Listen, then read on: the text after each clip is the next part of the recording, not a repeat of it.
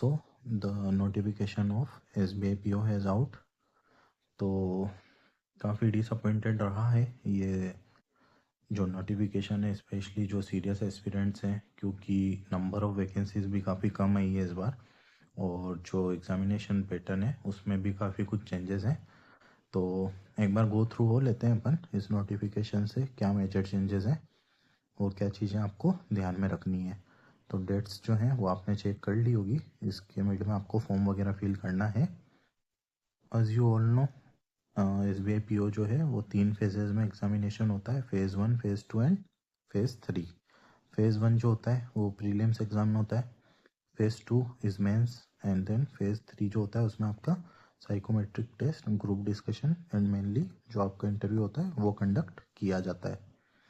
Transfer policies, इसको अभी इस वीडियो में हम डिस्कस नहीं करेंगे, इसके लिए मैं डेडिकेटेड वीडियो प्रोवाइड करा दूंगा जिसमें you will get to know all about transfer policies in SBI PO।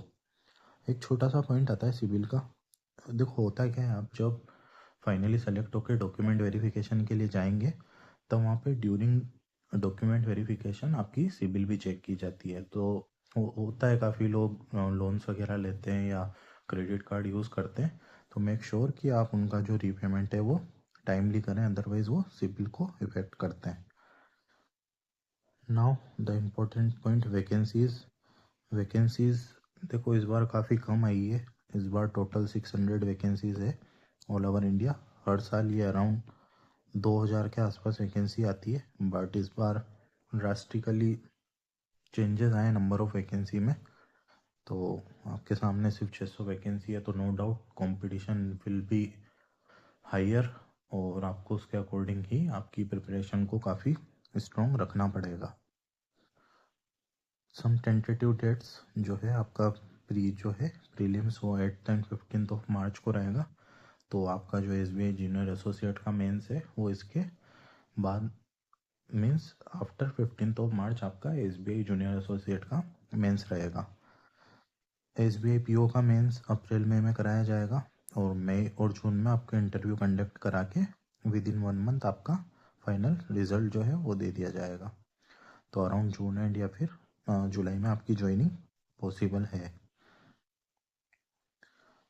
Now जो एज लिमिट है वो जो है 1 अप्रैल 2024 के अकॉर्डिंग है, मिनिमम 21 ईयर्स, मैक्सिमम 30 ईयर्स। और जो स्लॉट है एज रेंज का वो आप इसमें से नोट कर सकते हैं, और जो एज रिलैक्सेशन है एज यूजुअल है। एकेडमिक क्वालिफिकेशन जो है वो आपका ग्रेजुएट इन एनी डिसिप्लिन होना चाहिए, और जो आपका जो फाइनल पासिंग रिजल्ट है वो बिफोर 30 अप्रैल से पहले पहले आपके पास आ जाना चाहिए। Now the important part which is selection procedure. तो इस बार काफ़ी कुछ चेंज हुआ है इनका जो एग्ज़ामिनेशन पैटर्न था। तो फेजेस वही हैं, phase 1, phase 2 which is prelims and mains examination. Prelims examination जो होता है वो आपका ओनली क्वालिफाइंग इन नेचर होता है, इसका जो मार्क्स होते हैं वो आपके फाइनल रिजल्ट में ऐड नहीं होते हैं, और कोई सेक्शनल कट ऑफ भी आपके जो प्रीलिम्स एग्जामिनेशन रहता है उसमें नहीं रहती है। टोटल आउट ऑफ 100 आपकी कट ऑफ डिसाइड की जाएगी, आपको सिर्फ उसे क्लियर करना रहता है। वही 1 आवर का एग्ज़ाम रहेगा और 100 मार्क्स का रहेगा। तो जो मेजर चेंज है वो ये है कि पहले जो इंग्लिश का पेपर पैटर्न रहता था, 30 क्वेश्चंस आते थे 30 मार्क्स के, और मैथ्स और रीजनिंग के 35 क्वेश्चंस आते थे ऑफ 35 मार्क्स का। तो टोटल मिला के 100 क्वेश्चन 100 मार्क्स के आते थे। But now the change is की एग्ज़ाम जो इंग्लिश का पेपर है उसमें अब इन्होंने 40 क्वेश्चंस कर दिए हैं 40 मार्क्स के, और इधर 5 क्वेश्चंस रिड्यूस करके 30 क्वेश्चंस 30 मार्क्स के क्वांट और रीजनिंग में इन्होंने कर दिए हैं। तो ये उन लोगों के लिए थोड़ा चैलेंजिंग रहेगा जो इंग्लिश से थोड़ा स्ट्रगल करते हैं, और होता यही है कि मेजॉरिटी ऑफ स्टूडेंट का क्वांट और रीजनिंग का पार्ट काफ़ी स्ट्रॉन्ग रहता है, थोड़ा इंग्लिश में हालांकि सभी को स्ट्रगल रहता है। तो उस वजह से ये थोड़ा इस बार चैलेंजिंग हो जाएगा प्रीलिम्स। तो मेक श्योर कि आप आपकी इंग्लिश की प्रैक्टिस अभी से ही अच्छी करें, बिकॉज जो ज़्यादा वेटेज है इस बार प्रीलिम्स में उन्होंने इंग्लिश को दिया है। ऑन द अदर हैंड पहले क्या होता था, मेंस की बात करें तो जो रीजनिंग है उसके 40 क्वेश्चंस आते थे 50 मार्क्स के, और डाटा एनालिसिस और मैथ्स के 30 क्वेश्चंस आते थे 50 मार्क्स के, जनरल अवेयरनेस के 50 क्वेश्चंस आते थे 60 मार्क्स के। तो इस बार इन्होंने जो है क्वांट और रीजनिंग में मेंस में जो है वेटेज बढ़ाया है। अब रीजनिंग के 40 क्वेश्चंस आएंगे हैविंग 60 मार्क्स, और क्वांट के 30 क्वेश्चंस आएंगे 60 मार्क्स के। तो इधर आपको अराउंड 20 मार्क्स का प्लस हुआ है, और जनरल अवेयरनेस वही 60 मार्क्स की है, but now questions will be 60। तो 60 क्वेश्चन 60 मार्क्स के जनरल अवेयरनेस से आएंगे मेंस में। अब point to be noted here, जो आपकी इंग्लिश लैंग्वेज है, जो आपका डिसाइडिंग फैक्टर हो रही थी इन प्रीलिम्स, यहाँ पे मेंस में नंबर ऑफ क्वेश्चंस रहेंगे 40, और ओनली 20 मार्क्स का आपका मेंस रहेगा इंग्लिश का। पहले यही 35 क्वेश्चंस इंग्लिश के आते थे और 40 मार्क्स कंसिडर कैरी किया करते थे, बट नाउ मेंस में इन्होंने जो इंग्लिश है उसको वेटेज रिड्यूस किया है। तो प्री में आपको जो है इंग्लिश बचाएगी, और मेंस में जो है आपको क्वांट रीजनिंग एडवांटेज दे के जाएगी। तो आपको ओवरऑल सब पढ़ना है, बट थोड़ा सा एग्जाम पैटर्न हेक्टिक हुआ है। नाउ डिस्क्रिप्टिव जो पेपर है उसमें भी काफ़ी कुछ चेंजेस हुए हैं। पहले 2 क्वेश्चन आया करते थे, एक लेटर आता था और एक ऐसे आता था।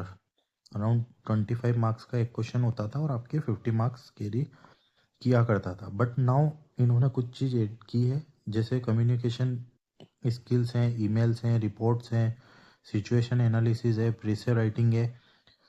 इन्होंने नंबर ऑफ क्वेश्चंस जो हैं या कुछ पैटर्न है अभी इसमें कुछ डिस्क्लोज नहीं करा है। इन सभी चीज़ों से मिलाकर आपके टोटल 50 मार्क्स के क्वेश्चन आएंगे। हो सकता है 10 मार्क्स के कुछ 2-3 क्वेश्चन मिले, 5 मार्क्स का कोई क्वेश्चन मिले, 15 मार्क्स का कोई क्वेश्चन मिले, बट रिमेंबर सब डिस्क्रिप्टिव है, आपको कीबोर्ड की हेल्प से ये सारा टाइप करना रहेगा।